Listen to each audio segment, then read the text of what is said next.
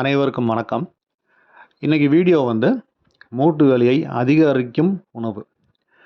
ஒரு சில உணவுகள் வந்து மூட்டு வலியை வந்து சிலருக்கு அதிகப்படுத்தும். இதை பற்றின வீடியோ ஏற்கனவே போட்டிருக்கேன். பட் இருந்தாலும் வந்து இன்றைக்கி ஒரு பேஷண்ட் பார்த்தே அதனால சொல்ல வேண்டியிருக்கு. அந்த பேஷண்ட்டுக்கு வந்து மூட்டு வலி, அந்த ஷோல்டர் மூட்டும் வலிச்சது. அவங்களுக்கு வந்து இந்த வலி வந்து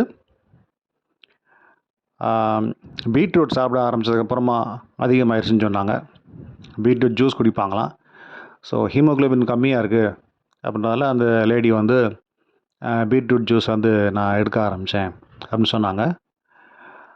ஸோ அந்த பிளட் டெஸ்ட் ரிப்போர்ட் பார்க்கும்போது பார்த்திங்கன்னா அவங்களுக்கு யூரிக் ஆசிடோட அளவு வந்து நார்மலை விட 1 மடங்கு அதிகமாக இருந்தது. இந்த யூரிக் ஆசிட்ன்றது வந்து கால்சியமோடு சேர்ந்து கால்சியம் யூரேட்னு ஒரு சால்ட் ஆகிடும்.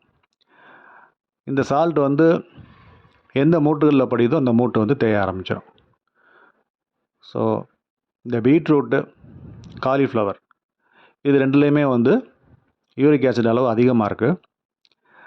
இது பொதுவாகவே நம்ம நாட்டில் வந்து லேடிஸ் வந்து ஹீமோக்ளோபின் வந்து நல்லா இன்க்ரீஸ் ஆகணும்னா இது சாப்பிட்லாம் அப்படின்னு எடுத்துக்கிறாங்க. இன்னும் சிலர் காலைல எம்டி ஸ்டொமக்கில் எடுக்கிறாங்க. ஒரு சிலர் வந்து ஏபிசி ஜூஸ் அப்படின்னு சொல்லி உங்களுக்கு இதுவும் சேர்த்து எடுத்துக்கிறாங்க. ஆப்பிள், பீட்ரூட், கேரட் அதான் ஏபிசி ஜூஸ்ன்னு சொல்கிறாங்க.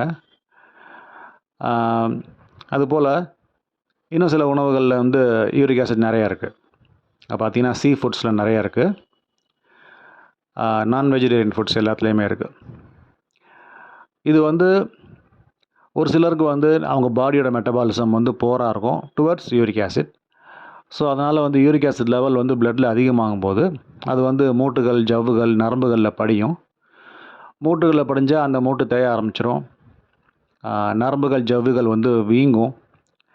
இதனால் வந்து எந்த ஹாஸ்பிட்டல் போய் என்ன ட்ரீட்மெண்ட் எடுத்தாலும் அந்த நேரத்துக்கு கொஞ்சம் இம்ப்ரூவ்மெண்ட் இருக்கிற மாதிரி இருக்கும். அப்புறமா திரும்ப வலி வந்துடும். மற்ற பேஷண்ட்ஸ்க்கெலாம் வந்து ரிசல்ட் ஃபாஸ்ட்டாக இருக்கும். இவங்களுக்கு ரொம்ப ஸ்லோவாக தான் இருக்கும். வலி நல்லா குறைஞ்சாலும் கூட ஃப்யூச்சரில் சில வாரங்கள் கழித்து திரும்ப பழைய அளவுக்கு அந்த அளவுக்கு வலி கூடிரும். ஸோ நிரந்தரமான தீர்வு வேணும்னா இந்த உணவுகளை வந்து அவாய்ட் பண்ணுறது நல்லது.